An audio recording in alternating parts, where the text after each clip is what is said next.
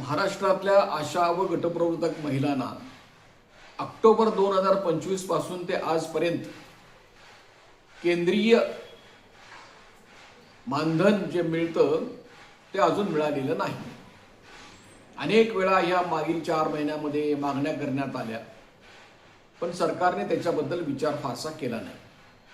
खरं म्हणजे महाराष्ट्रातल्या आशा गटप्रवर्तक महिलांनी हे समजून घ्यायला हवं की असं का होतंय, वेळेवर ते मानधन का देत नाहीत, वेळेवर न दिल्यामुळे किती त्रास होतो आणि वेळेवर न देण्याची कारणं कोणती आहेत। या कारणांचा शोध घेण्यामध्ये सगळ्यात मोठी अडचण कुठली असेल तर आशा आणि गटप्रवर्तक याच्याबद्दल खोलात जाऊन विचार करायला तयार नाहीत म्हणा, परंतु त्यांनी ते केलं पाहिजे। काही व्हॉट्सअप ग्रुपमध्ये असं होतं की गटप्रवर्तकांच्या मागण्या सोडून तुम्ही काहीच सांगू नका, आम्हाला काही ऐकायचं नाही, तुम्हाला जर काही टाकायचं असेल तर तेवढं गटप्रवर्तकांच्या बद्दलच टाका। खूप कमी आशा आहेत, आशांच्या बद्दल बोला, इतर कशाला आम्हाला सांगताय। तर हे असल्याने आपण व्यापक पद्धतीने बघू शकत नाही। समाजामध्ये इतर कामगार संघटना आहेत, इतर कामगार आहेत, कर्मचारी आहेत, कंत्राटी कर्मचारी आहेत, मानधनावर काम करणारे आहेत, कायम कर्मचारी आहेत। तर यांच्या एकूण कार्याची पद्धत, त्यांना मिळणारी वागणूक या सर्वाबद्दल किमान माहिती आपल्याला पाहिजे। त्याचा परिणाम आपल्यावर होतो, समाजामध्ये काय चाललेलं आहे याचा परिणाम आपल्यावर होत असतो। सगळ्यात मोठा परिणाम काय आहे की आशा आणि गटप्रवर्तक ह्या दररोज सरासरी 8 तासापेक्षा जास्त वेळ काम करतात आणि जे 8 तासापेक्षा जास्त वेळ काम करतात त्यांना महिन्याला किमान जगण्यासाठी 30,000 रुपये इतकं वेतन तर दिलं पाहिजे। मग त्याला तुम्ही मानधन म्हणा, वेतन म्हणा, ऑनरी म्हणा, जे काय म्हणायचं ते म्हणा, पण पैशाच्या स्वरूपामध्ये ते 30,000 पर्यंत असले पाहिजे। त्याच्या निम्मेही सध्या मिळत नाही आणि हे जे सुरू आहे यातलं एक कारण मी आपल्याला सांगतो की जागतिक युद्ध सुरू आहे।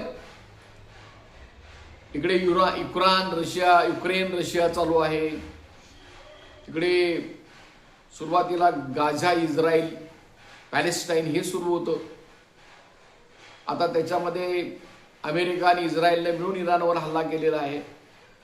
परत आणि युद्ध कधी सुरू होईल माहीत नाही, पण एक घटना जी आहे त्याच्यामुळे भारतातला समाज सगळा ढवळून निघालेला आहे। त्याचे दुष्परिणाम आहे ते सामान्य माणसांना भोगावे लागत आहेत। उदाहरणार्थ काय, गॅस टंचाई झाली, गॅसचे दर वाढले, गॅस काळाबाजारनं घ्यायची पाळी आली, संपूर्ण उत्तर भारत त्याच्यामुळे हादरला। आपण पाहतोय की दिल्लीच्या आसपास उत्तर भारतामध्ये अनेक ठिकाणी बिहारी, विशेषतः यूपी मधले लोक हे नोकरीसाठी त्या ठिकाणी जाऊन राहिलेले आहेत, पण त्या कंपन्यांच्या मध्ये त्यांना फक्त 11 ते 12,000 रुपये इतका पगार मिळतो। गेल्या अनेक वर्षापासून त्यांनी प्रयत्न केला, वाढ करा म्हणून सांगितलं, तर मालकांचं उत्तर हेच की जो कोणी वाढ मागायला येतो त्याला कामावरनं काढून टाकायचं आणि त्यांची क्षमता कमी केली। शेवटी अशी स्थिती निर्माण झाली की ते कामगार जगूच शकत नाही, कारण त्यांनी 3,000 4,000नी जर फक्त सिलेंडर जर आणला तर ते स्वतः घरात स्वयंपाक करून कुटुंब चालवू शकत नाहीत। त्यांच्या घरातली स्त्री सुद्धा मेजॉरिटीने त्या ठिकाणी काम करते आणि आपण बघितलेलं आहे त्याचा उद्रेक झाला आणि संपूर्ण उत्तर भारतामध्ये कामगार रस्त्यावर आला, आक्रमक आंदोलनं झाली। तर हा परिणाम आहे जागतिक युद्धाचा त्याच्यावर झालेला, आपल्यावरही परिणाम झालेला आहे। जेवढी महागाई वाढत जाईल तेवढं आपण जी कमाई करतो सगळं कुटुंब मिळून, त्या कमाईमध्ये जे आपण खरेदी करतो त्या वस्तू हळूहळू कमी होतात। त्यामुळे या परिणामाचा आपण गांभीर्याने विचार केला पाहिजे। आपल्या जीवनामध्ये हस्तक्षेप होतोय आणि या हस्तक्षेपाच्या संदर्भामध्ये सरकारला कसलीच पर्वा नाही। तुम्ही आमचं 6-6 महिने कसं काय तुम्ही मानधन तटवून ठेवताय? म्हणजे मुंबईला NHMने बैठका घेतल्या की लिहून देतात की महिन्याच्या महिन्याला पगार तुमचा झाला पाहिजे। मान्य आहे. परंतु आता काय कारण सांगणार ते?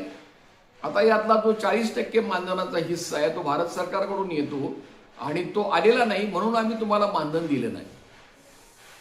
म्हणजे केंद्र सरकार देणार नक्की, मग हे राज्य सरकार असा एक विशिष्ट कोटा का ठेवत नाही की ज्यामधून ते इमर्जन्सी जे केलेल्या कामाचा मोबदला ते देतील? पण अशी त्यांची तयारी नाही आणि त्याच्यामुळे हाल अपेष्टेमध्ये अशा गटप्रवर्तकांना जगावं लागतं.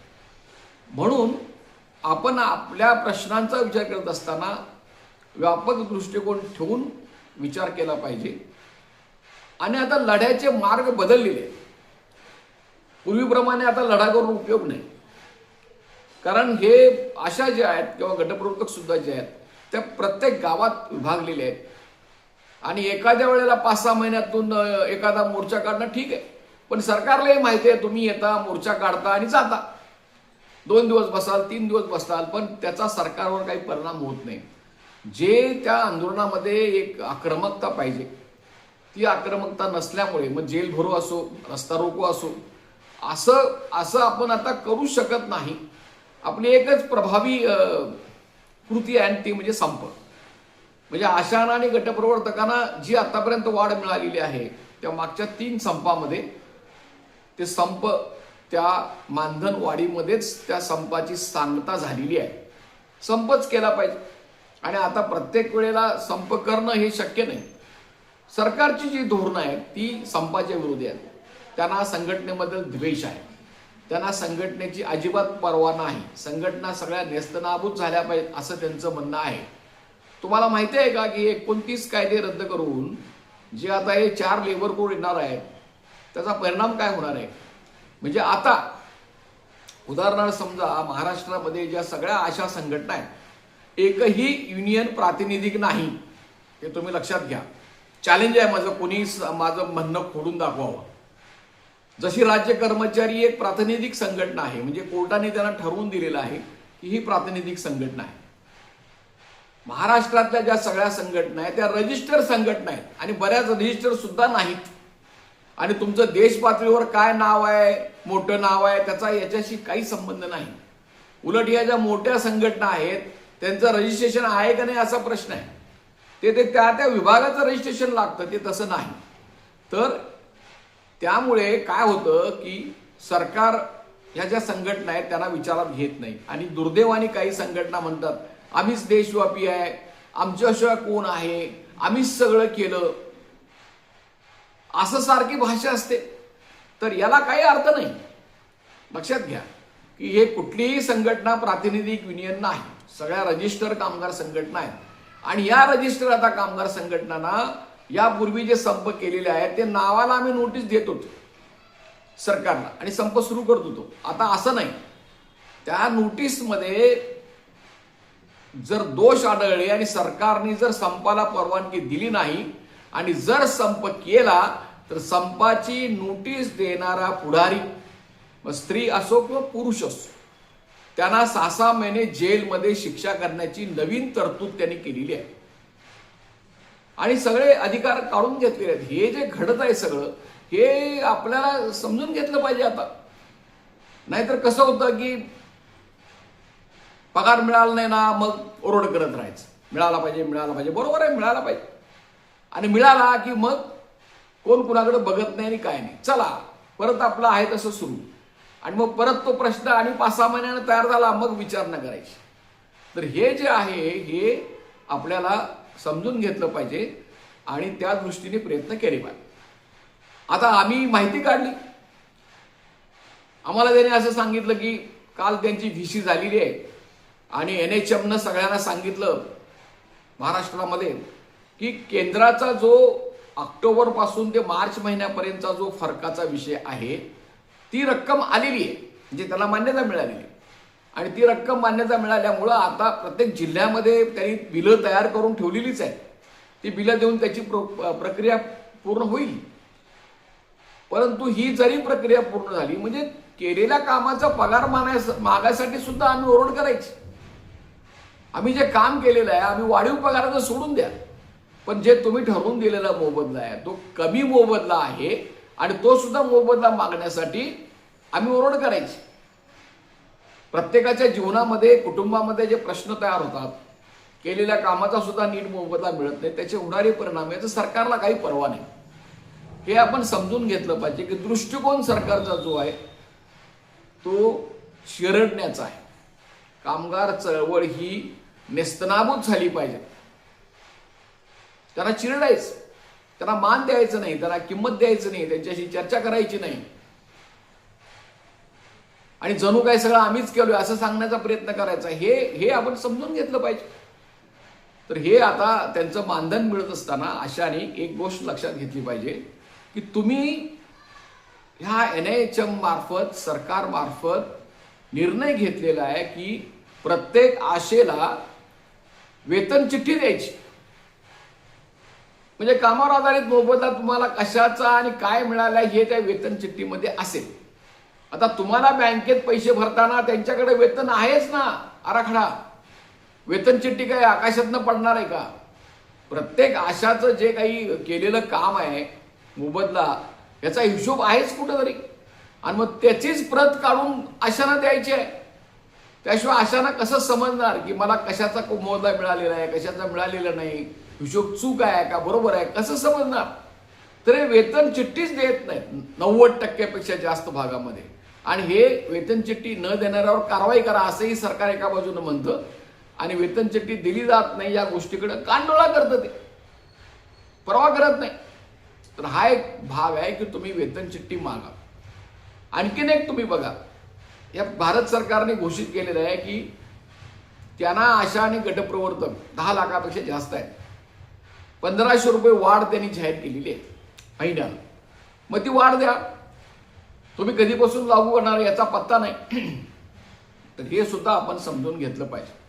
आणि तिसरी गोष्ट अशी आहे की दीर्घ पल्ल्याच्या आपल्या ज्या मागण्या आहेत, म्हणजे आता पहा की समाज बधीर बनत चाललेला आहे. म्हणजे पश्चिम बंगालमध्ये निवडणुका झाल्या आणि त्या इलेक्शन कमिशननंच ती निवडणूक जिंकली. कारण काय तर 90 लाख मतदारांना त्यांनी बाद ठरवलं. 30 लाख लोकांनी अर्ज केले, त्याची त्यांनी सुनावणीच घेतली नाही.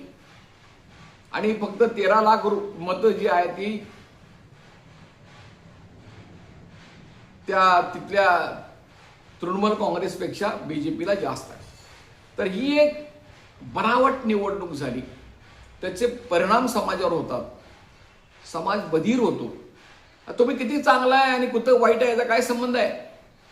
तुम्ही आज बंगालमध्ये कुठल्या जातीचं आहे याच्यावरनं ठरणार तुमचं डोकं फुटणार का नाही, तुमचा मुर्दा पडणार का नाही, हे त्याच्यावर ठरतं. मग तुम्ही आशा असा नसा, तुम्ही कर्मचारी असा, याच्याशी काही संबंध नाही. तुम्ही कुठल्या जातीचा आहे, कुठल्या धर्माचा आहे हे बघून तुमचं डोकं फोडणार, तुमचं घर उद्ध्वस्त होणार.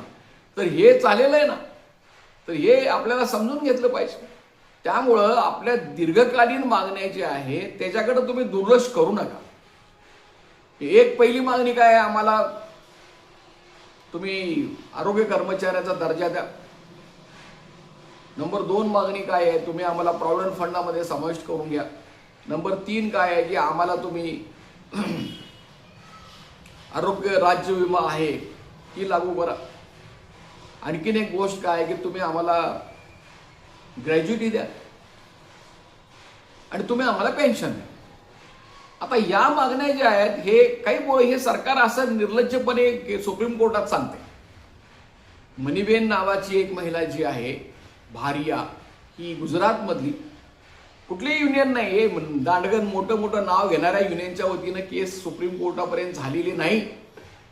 हे नुसताच सांगतात आम्हाला 100 वर्ष झाली म्हणून. मनीबेन ह्या एका स्वयंसेवी संस्थेच्या NGOच्या मदतीने त्यांनी ग्रॅज्युटीची मागणी केली.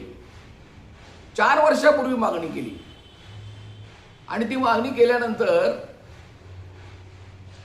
ती केस सुप्रीम कोर्टापर्यंत गेली. पहिला जिल्ह्याने नाकारलं, हायकोर्टमध्ये नाकारलं, सुप्रीम कोर्टात सुद्धा सरकारचं म्हणणं काय, अहो या स्वयंसेवी आहेत, हे तात्पुरते आहेत, यांचा आणि आमचा काय संबंध आहे, यांना आम्ही मानधनावर नेमलेलं आहे आणि यांना आम्ही प्रॉव्हिडंट फंड बी देणार नाही, ग्रॅज्युटी बी देणार नाही आणि काहीच देणार नाही. सुप्रीम कोर्टानं त्यांना निक्षून सांगितलं की असं तुमचं चालणार नाही. या कर्मचारी आहेत, तुम्ही त्यांना ऑर्डर्स देता, तुमच्या त्या कर्मचारी आहेत, तुम्ही त्यांना वेतन देता आणि ते या इंडस्ट्रियल डिस्प्यूट ॲक्टच्या खात्यामध्ये व्याख्येमध्ये कर्मचारी म्हणून बसतात. त्यांची जिम्मेदारी तुमच्यावर आहे आणि तुम्हाला ग्रॅज्युटी द्यावी लागेल.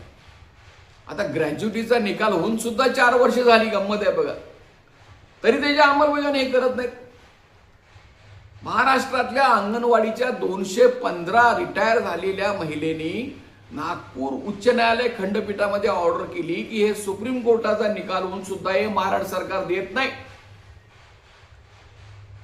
हायकोर्टने त्याला 6 महिन्याची मुदत दिली, जानेवारी 2025 मध्ये. आता वर्ष होऊन गेलं तरी हे सरकार निर्णय करत नाही. याचा अर्थ काय आहे की काही गोष्टीबद्दल आपल्याला न्यायालयाचा दरवाजा आपण काम करता करता ठोठवला पाहिजे. मग ती ग्रॅज्युटीसाठी असेल, किमान वेतनासाठी असेल, कायम कर्मचारी म्हणून असेल. आता हे गटप्रवर्तकांच्या महिला, त्यांची आम्ही हायकोर्टमध्ये केस चालवलेली आहे, सध्या सुरू आहे ती प्रोसेस की इतर जे 10 वर्षे झालेली जे काही NRHM मधली कर्मचारी आहेत त्यांना कायम करायचा महाराष्ट्र सरकारने निर्णय केलेला आहे. कधी निर्णय केला? ज्या वेळेला काही कर्मचारी हायकोर्टमध्ये गेले, हायकोर्टनी सांगितलं की ज्यांची 10 वर्ष झालेले आहेत त्यांना कायम कर्मचारी नेमा आणि हे नुसतं आलेले 50 लोकांच्यासाठी नाही, सगळ्यांच्यासाठी करा. असं प्रत्येक वेळेला घडतं असं नाही, पण त्याची अंमलबजावणी सुद्धा 2022 सालचा निर्णय आता 4 वर्ष झाली महाराष्ट्रामध्ये केला जातो. पण याचा अर्थ जर केसच केली नसती तर हे मुद्दे झाले नसते. म्हणून न्यायालयीन लढा हा करत राहिला पाहिजे आणि त्याच्यामुळे तुम्ही हे समजून घ्या. आता सगळे लोक देतात, हो, सगळ्या जयंतीला पैसे देतात, पाहिजे तेवढे पैसे देतात, गरीब माणसाकडे पैसे काढतात. अरे पण संघटनेची वर्गणी द्या ना. तुम्ही एका संघटनेला द्या, 2 द्या, 3 द्या, एकाच संघटनेला द्यायला पाहिजे असं काही नाही. आणि हे जे आता काम आहे, हे कामाचं स्वरूप बदललेलं आहे. नुसता हे मोर्चाच्या मार्गातून होणार नाही. तुम्हाला ऑनलाईन पद्धतीनं आपल्याला संघटित व्हायला पाहिजे. व्हॉट्सअप ग्रुपचा चांगला वापर केला पाहिजे, ईमेल आयडीचा चांगला वापर केला पाहिजे. तुम्ही गुगल फॉर्म भरण्याची सवय लावून घेतली पाहिजे. ज्यांचं रिटायरमेंट झालेलं आहे त्यांच्या केसेस दाखल केल्या पाहिजेत. तर हे सगळं तुम्ही करा. तर हे या निमित्तानं जे एक प्रश्न तयार झालेला आहे की समजावं म्हणून आता आम्ही सांगितलेलं आहे. आम्हाला मिळालेली माहिती जी आहे की 8 दिवसामध्ये तुमचं मानधन काढलं जाईल, परंतु ते मानधन घेऊन तुम्ही थांबायला पाहिजे असं नाही. जागे राहा, सजग व्हा. निदान हे यूट्यूब चॅनल जे आहे ते आशा, गटप्रवर्तक, बांधकाम कामगार यांच्यासाठी चालवलं जातं. मोकळ्या मनानं हे विनामूल्य आहे. तुम्ही जर हे सबस्क्राईब झाला तर तुमची कुठं नोंदणी होणार नाही, तुम्हाला कोण विचारणार नाही. पण सबस्क्राईब होण्यामध्ये सुद्धा माणसं कंजूसपणा करतात. तर ते तुम्ही करू नका. हे विनामूल्य आहे. तुम्ही सबस्क्राईब करा. हे यूट्यूब चॅनल तुमच्यासाठीचं आहे, तुमचंच आहे. लाईक करा, फॉरवर्ड करा. माझा मोबाईल क्रमांक आहे 9960499366. काही शंका असल्यास जरूर संपर्क करा आणि या संदर्भातले आजचे मुद्दे पूर्ण करून मी आजचं विवेचन संपवित आहे. धन्यवाद.